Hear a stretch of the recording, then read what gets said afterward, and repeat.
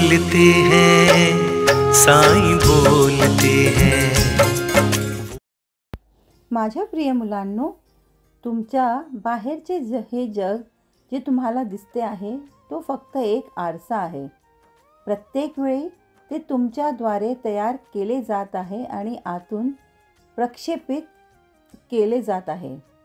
मी तुम्हाला माझ्या सच्चरितातही सांगितलं आहे, हे सत्य मी म्हटल्यावर सद्गुरू शिष्यात मी तो आहे सोहम परब्रह्म भावना जागृत करतात।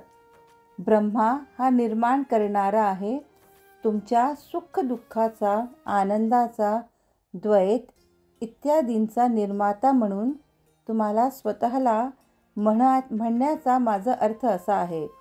आता एकमेकांचा हात धरून एकता निर्माण करायची वेळ आली आहे आणि माझी सर्व सुंदर सुंदर मुलं आहे हे करतही आहे। मला तुमच्या प्रत्येकावर खूप अभिमान आहे। आनंदी रहा आणि खूप हसत रहा।